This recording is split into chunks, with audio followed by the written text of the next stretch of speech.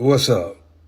So, I'm watching this House of Dragons series, and it's putting me into the mind state of kind of what happened in North Africa as well as what happened in Europe.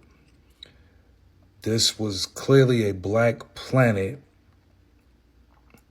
and I'm not even talking about thousands of years ago. I'm talking about even at the time of, 1000 AD, what I mean, before the Caucasians migrated out of Eurasia and slowly started to make their way into what we now call the Middle East, and before they made their way into now what we call Northern India, and before what we call modern Europe. I look at the Driftmark character here, the brother in this picture, representation of obviously the original North Africans, the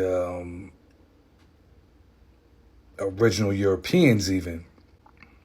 It doesn't take thousands of years, over one or two generations of mixing, interracial marriages. As you see, it could go from the father looking as dark as that man in that picture look to the children by that third generation, they're gonna look as white as the white wife, the mother. So these are just my thoughts as I watch the series. I find it interesting, entertaining, but what I'm loving is kind of the low-key sprinkles of history that I'm gleaming from this series. You know what I mean? In America, they try to, hide a lot of real, truthful information.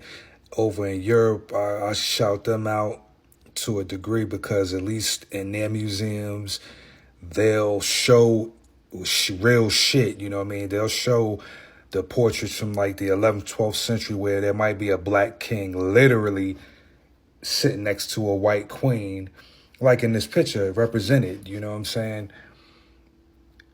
A lot of these royal crests in Europe have black heads on them wearing crowns, representing the real shit, which was the original kings and queens of Europe, the original nobility, or as some may say, the black nobility.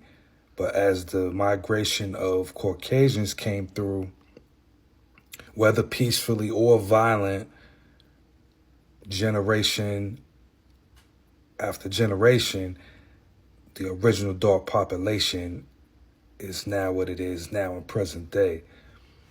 But, that's all I wanted to hit y'all with. I'm about to go back to watching the rest of episode 7 of this House of the Dragon, which I find, highly entertaining. And I'll catch y'all later.